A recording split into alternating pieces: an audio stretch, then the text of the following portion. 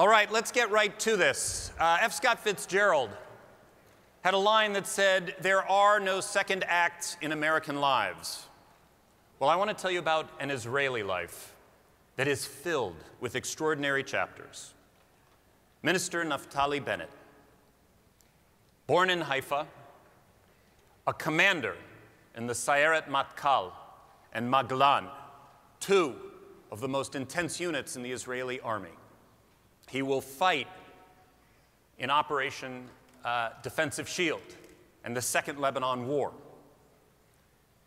Then he'll take a new chapter, and he will start a company and run a company that does cyber anti-fraud, which he will sell for a lot of money.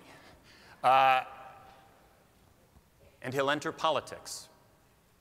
He will become the chief of staff to then opposition leader Bibi Netanyahu. He will be the director of Yesha. And now, as the lead in Beit Yehudi, Minister of the Economy, Minister of Jerusalem and Diaspora Affairs, Minister of Religious Services, ladies and gentlemen, Minister Naftali Bennett. Hey. Thank you. Thanks. Thank you. Shalom. Shalom, everyone. Minister, we have lots to talk about, and we're going to talk about it very quickly, and some of the conversations are going to be a little intense, so let me just start off with something that's parv. You're the Minister of the Economy. Just walk us behind the curtain and tell us what you see on the horizon for Israel's economic situation. Well, it's looking good. Bottom line, it's looking very good. Ladies and gentlemen, the first time in history a Jew has ever said things look good. You know, we always tend to be pessimistic, but when I look 1,000 years backward, 200 years, and certainly 75 years backward, the state of the Jews is very good. High tech is booming. We've had our record year. Yeah, we can be optimistic Jews once in a while. That we've had a record high tech year, the best in Israel's history. $3.4 billion of new high tech investments in startups. Yeah, more IPOs than ever before. And what we're also doing is morphing from just internet type stuff into what I like to call do-good technologies. We're generating water and conserving water in Africa. We're growing cucumbers and tomatoes in China. We're taking care of medicine in India. We're saving lives all around the world. This is really what Israel's about, being a light upon nations, and we're fulfilling it big time. Well, I want to pursue that. Yes, it's a good story. And you've led the And by the way, might I add, in America, we're protecting 70% of online banking transactions. When any one of you logs on to Chase, Bank of America, Wells Fargo, Citibank, there's an Israeli company protecting your transactions, your user and password. I know it because it's my company. So we're really, but I sold it, so don't worry. So we're really doing a lot of good out there, and I think that's the real story of Israel. People always like to go on and on about the Arab-Israeli conflict, which may go on for a while. Oh, we're going to get to that. We will. I didn't think otherwise. Well, so first of all, my bank account thanks you. As Minister of the Economy, you've led a gradual shift towards India, towards China. I'm just wondering if you can give us one quick story about the successes you're enjoying. Well, yeah, it's not a gradual shift. It's actually a massive shift. We're going east to China, India, and Japan. This has been a breakthrough year with several hundred millions of dollars, Chinese dollars, flowing into technology in Israel. I think there's this massive wave. The reason we're doing it first and foremost is to diversify. You don't want to depend on a specific market. I won't say that it has nothing to do with winds that are coming from several of the Western Europe states, which to some degree we're seeing a rise of anti-Semitism. I don't want to depend on anyone. I want to be diversified like any good portfolio. I can tell you a gazillion stories. You know, I visited a model farm in southern China where we increased egg production of chickens and fish production almost tenfold. It's amazing. We're literally feeding the world right now using Israeli technologies, using Jewish brains. That's what we're about. That's extraordinary. Shimon Peres talks about selling wine to France and ice to Russia and... Yeah, you know, Peres and I, we share all our ideology. Yes. Yes, besties. But you know what, on that part, I agree. He's got vision of really taking advantage of the Israeli brains, the Israeli execution capabilities. We're really good at that stuff. That's what we need to go on doing. Well, so let's talk vision. You have some not uncomplicated views about what to do with the Israeli-Palestinian conflict, and much has been written about, much has been said about your views. We don't have a lot of time, but I'm wondering if you can just give us a quick snapshot about your vision for where this goes. First of all, we're in a darn tough region, right? I mean, we've got ISIS and Jabhat al-Nusra and Hezbollah and Hamas. We're probably in the most dangerous place in the world. And the first thing you got to do when you're in such a chaotic place and this Muslim winter, you know, Arab spring that morphed into a Muslim winter, no one knows how long it'll go on. It can be a year, 10 years, or 200 years. No one knows. That's the one thing I know, is that no one knows. No one predicted Mubarak would fall. No one predicted Morsi would fall. No one predicted ISIS would come. And I remember a minister of defense, an Israeli one, that said within 3 weeks Assad would be down, and he's still alive and kicking. So we don't know anything. What do you do in the face of this chaos? The first thing you don't do is don't make big mistakes. And the biggest mistake we can make is to carve out a chunk of our land, divide our capital, and hand it over to Arabs. That's a mistake.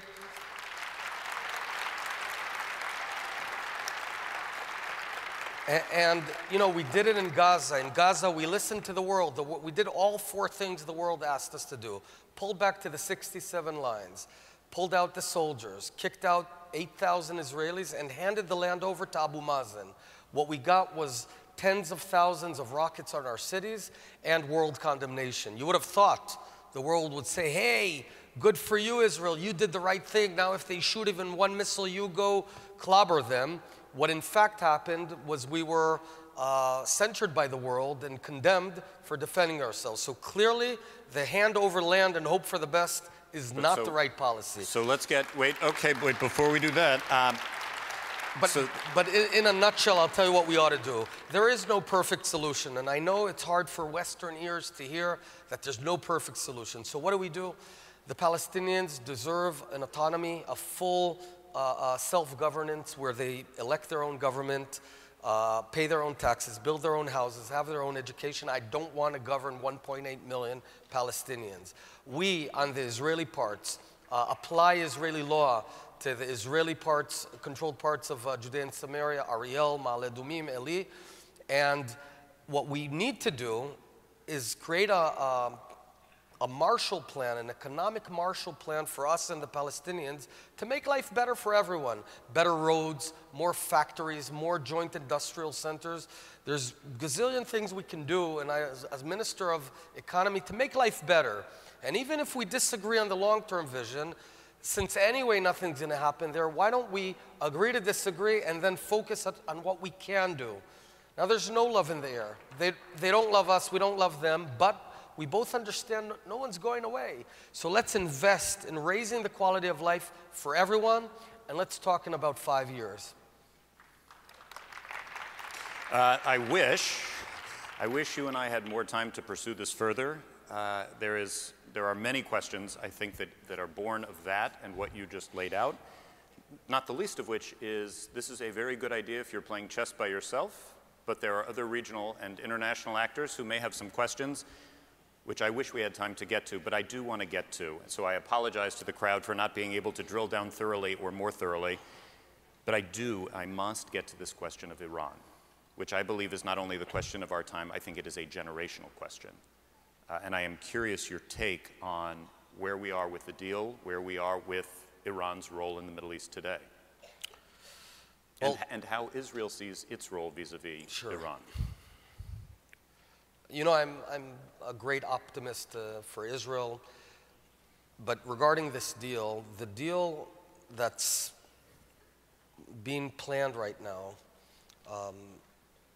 it's an unmitigated disaster for the free world and for Israel.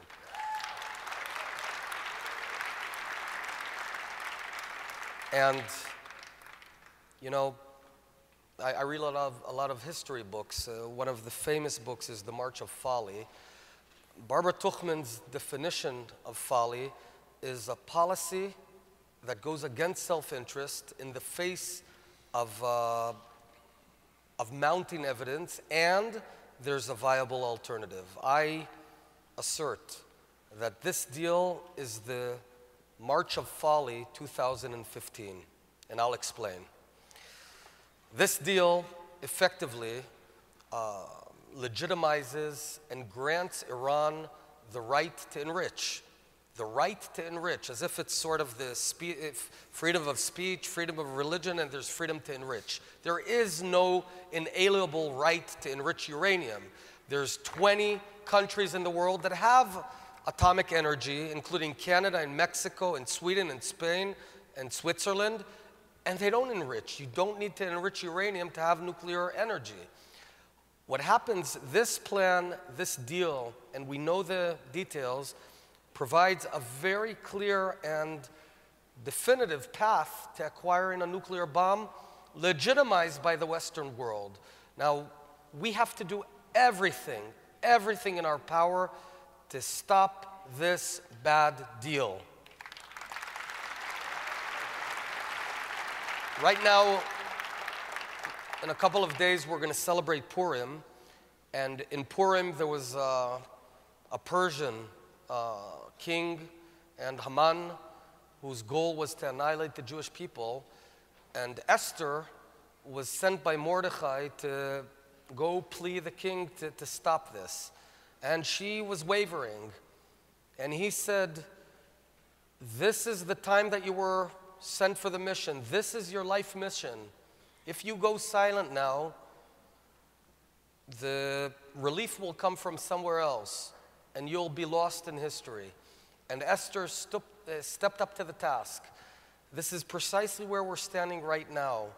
This is, the world knows what Iran's plans are. Iran actually says that it wants to annihilate the Jewish people. But it's not only about Israel, it's about the West. You know, these guys are developing intercontinental ballistic missiles. I've got news. To hit Israel, you don't need to develop an intercontinental missile. The current Jihad 3 missiles reach Israel. The only reason they're developing these missiles is to hit New York, London, Madrid, Paris. Otherwise, why are they developing it?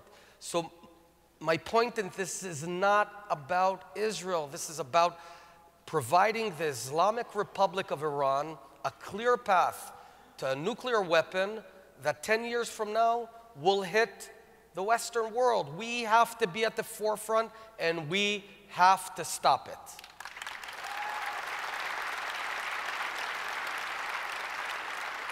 I do want to ask as a follow-up to that, because for as much as there is scratchiness in the relationship today between the United States and Israel, is there an understanding in Israel about the role of America, but also the importance, the strategic importance of the relationship with the United States? Absolutely. Israel has no better friend on earth than the United States of America. And it goes to the very fundamentals of values that founded the great nation of America. Values of freedom, values of truth, values of standing up to principle, values of seeing between good and evil. And that's, I think, what goes so deep. That's the reason the latest Gallup poll showed that there's unprecedented support among the America's people. And, you know, we've had our ups and downs, but nothing will shake the foundations of the strongest friendship on earth between America and Israel. Mr. Minister, we have 10 seconds. I want your boldest prediction for this upcoming election. 9, Man. 8, 7, 4. Well, I wish ourselves a stable government once and for all. I hope the Israeli Okay, but a people... realistic one. Yeah. Ladies and gentlemen, Minister Naftali Bennett. Toda raba. Thank you very much. Thank you very much. Thank you. Thank you. Toda raba. Thank you. Hey. Ladies and gentlemen, it is my pleasure now to introduce someone whom AIPAC delegations, when we travel to Israel,